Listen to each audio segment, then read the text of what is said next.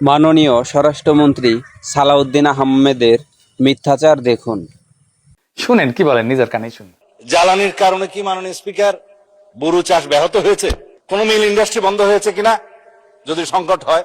কোন কলকারখানা, চাষাবাদ, বুরু চাষ, স্কুল কলেজ, ব্যবসা বাণিজ্য সবকিছুই স্বাভাবিক চলছে, তাহলে সংকটটা কোথায়? নদীর পাশেই জমি, তবুও পানির অভাবে পুড়ে যাচ্ছে আখের ক্ষেত। কারণ একটাই, পাম্প চালানোর জন্য নেই ডিজেল। আর সেই সংকটেই চোখের সামনে শুকিয়ে যাচ্ছে কৃষকদের কোটি টাকার স্বপ্ন। তেল নাই, তেল পেলে আমরা পানি দিতে পারবো। তেলের দাম হঠাৎ করে বেড়ে দিছে, তাহলে আমরা এই গাছগুলো কিভাবে লাগাবো আর সেচই কিভাবে দিব? জ্বালানি তেল সংকটে সচল রাখা যাচ্ছে না কম্বাইন হারভেস্টার মেশিন।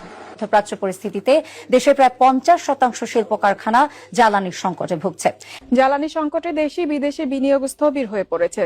জ্বালানি সংকটে অন্য দেশে চলে যাচ্ছে তৈরি পোশাকের ক্রয় দেশ। জ্বালানি সংকটে বন্ধ রয়েছে বিদ্যুৎ উন্নয়ন বোর্ডের Khulna 330 megawatt, Faridpur 50 megawatt, north West পাওয়ার কোম্পানির খুলনা 225 মেগাওয়াট, মধুমতি 100 মেগাওয়াট ও ওরিয়ন গ্রুপের রূপসা 105 মেগাওয়াট কেন্দ্র। শুনেছেন